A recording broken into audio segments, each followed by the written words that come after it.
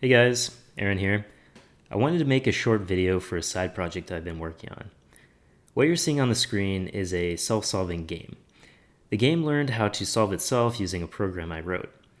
This particular game allows a car to drive forwards and backwards on a one-dimensional track between two mountains.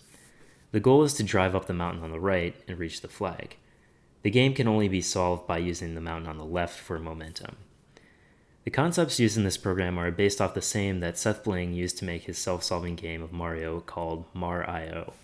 If you haven't seen his video, I would highly recommend that you go check that out before watching this. I recently discovered OpenAI. OpenAI is an open source project that provides several game environments for training learning algorithms. By progressing through the game, your algorithm gets rewarded. These rewards help your algorithm learn what it should and shouldn't do. The beauty of this toolkit is that the interface is consistent. Therefore, you can use one program to solve several different games.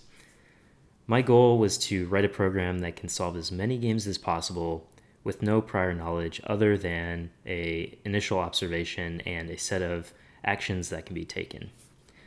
When the game starts, the program has nearly no knowledge of its environment. Just an array of observations, which can be anything from the pixels on the screen to the RAM that stores the memory of the game. Like Mar.io, my program creates a basic neural network, then permutates to find the best sequence of actions. When the game first starts, the car doesn't really do much. It moves left to right occasionally, but never climbs the mountain. Over time, the car learns to string actions together based on observations and eventually reaches the flag. If I leave the simulation running long enough, the car becomes very good at reaching the flag. Here's another game that my program was able to solve. In this game, there's a cart that supports a pole. The pole will tip over unless the cart moves left or right to balance it. The longer the pole stays balanced, the higher the fitness score.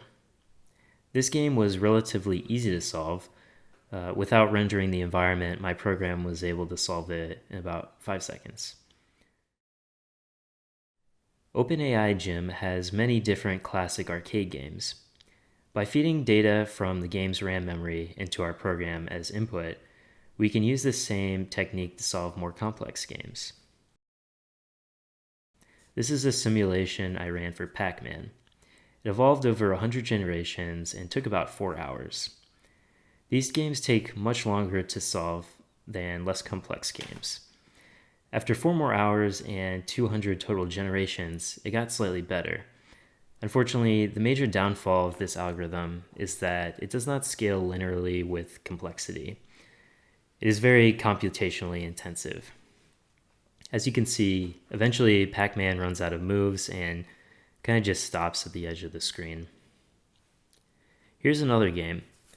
This game is more linear than Pac-Man, so the actor in the game was able to progress faster through the level.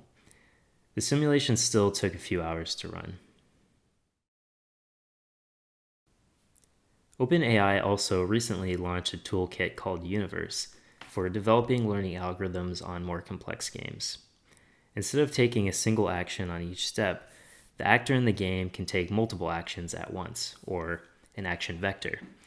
For example, press an arrow to move right and at the same time press the spacebar to jump.